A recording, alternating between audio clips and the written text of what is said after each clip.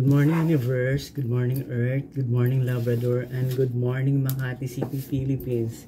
To this vlog, hindi tayo mag-unboxing. Mag-update lang tayo sa sapatos na nandito sa office. Itong sapatos na to, luma na to pero pwede pa naman siya. Kaya didikitan lang natin ng glue kasi natutuklap na.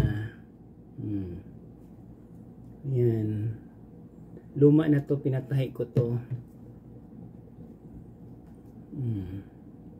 Kasi sayang naman to itatapon. Mahal to, Diyos ko. Hindi mo na tayo bibili ng shoes ngayong taon na to. Kasi hirap ng pera ngayon. Ayan, pinatahi ko na to. Kasi yung apaka nito, maganda to sa ulan, no? Pinatahi ko na siya dyan. Ang tatak nito is pila. Pila-pila. Kung merong mga ganyan sa shoes nyo, pwede nyo siya dikitan ng glue. Ganyan, didikitan lang siya. Sa totoo lang, ang dami ko ng sapatos. Kasi yung friend kong isa, yung namatay kong friend, ang sapatos niya is 60. Gusto kong gayahin. Sabi ko, I'm wasting my money. Kailangan ko palang mag-ipon. Hindi ko kailangang magparami ng maraming sapatos. Ayan o, ito pila to, pila. Pila-pila. Ayan yung mga sapatos na ginagamit ko sa office. Ito Converse to, original. Ginagamit ko rin to. Pero minsan lang, pag napupuntahan akong ano na pang layas ako, kung saan ako nagpupunta, ito ginagamit ko kasi ito pwede ito isipa. Nilagyan ko siya ng ito split sa ano doon sa amin, hindi sa Quickie, kasi sa Quickie mahal ito ilalagay dito para hindi siya mapudpud sa kakalakad. Ito boots, itong boots ko na to, kagaya to kay Vice Ganda. Bumili talaga ako nito. Medyo may kamahalan nga lang to. Once ko pa lang to siya sinuot kasi ang tatak nito is Dr. Martens. Kung ako yung magiging guest speaker or judge, ito susuotin ko kasi meron akong terno nito para susuot ko dyan, damit at saka pants. Kasi sa mga bagay-bagay, kailangan mong bilhin para ito bagay to dito sa damit ko. Ayan. Nasa office yan. Ito naman, merong ganito si Vice Ganda. Binili ko to. China. Gold. Yung sa kanya naman, boots, pero ganito. Yung akin, ito lang. Kasi yung boots nito, ang halaga is 7.5. Isang silduhan ko na yun. Diba? Yan, gold siya. Yung updating na ginagamit. Ito, bihira ko lang gagamitin ngayon. Kasi mamaya, baka matuklap sa ulan. Ito naman, New Balance, mahal din to. Ito yung pwede ko pang araw-araw kasi matibay yung ano, yung itong apakan. Yan, yung apakan matibay. Ito naman, parang Air Jordan. Isang bisis ko lang itong sinuot. Kasi hindi naman ako maglalaro. Hindi naman ako maglalaro ng Jackstone. Kaya hindi ko lang siya muna sinusuot. For example, I will travel to Hong Kong, 8 years lang. Pag sumildo, ito gagamitin ko pang mayaman. Feeling mayaman, pero hindi naman mayaman. Anak mahirap lang naman. Kaya sa maraming nagtatanong kung bakit ako pa iba-iba ng shoes, alam mo kung bakit. Kasi kung isang sa isang linggo, isang shoes lang gagamitin mo, Diyos ko, masisira yung shoes mo. Mas maganda yung araw-araw, iba-iba shoes mo, di ba? Kasi, hindi yun feeling mayaman. Kailangan mong pagtuunan ng pansin. Kasi, pag lumayas ka, alam mo mga tao ngayon, titingnan ka kung ano yung suot mo. Ayan. Yan, medyo kamahalan yan. Ito naman, meron din ganito si Vice Ganda. Neon na parang Converse. Ito yung akin nga lang nito, peke, galing din tong China. Diba rainbow?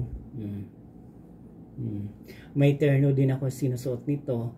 Kung ano yung shoes, ganun yung damit at saka yung pants. Pero ang susuot mong brief nito yellow. Yellow, ganito, may kulay ako niyan. Ito naman ano to siya, China din to. Bihira ko lang siya sinuot. Ayan.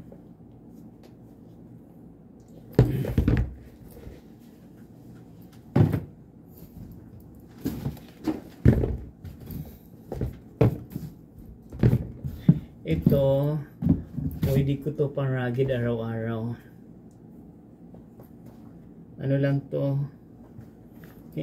hindi to China, within the Philippines lang to. Pwede ko to pang rugged araw-araw, pero hindi ko niraragid kasi madaling masira. Kaya ang dami ko ng shoes dyan. Dami ko ng shoes. Lahat yan sinusuot ko yan kung gusto ko. Kung ano yung damit ko, ganun din yung terno ko. Ito Nike Air, ano to, Type E. Ito din Nike Air Type E. Yung ibang sapatos ko inuwi ko na sa bahay. Ito fashionista. Pero ang kalibel nito is ganito.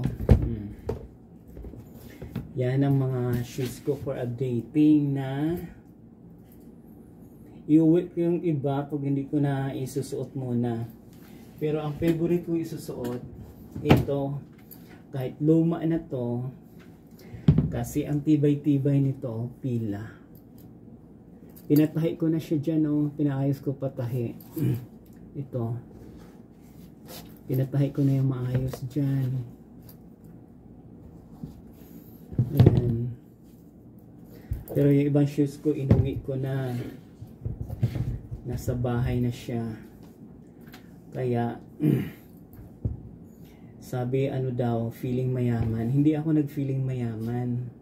Lahat ng mga shoes ko, pinagtuunan ko ng pera yun at saka panahon, pinag-ipunan ko.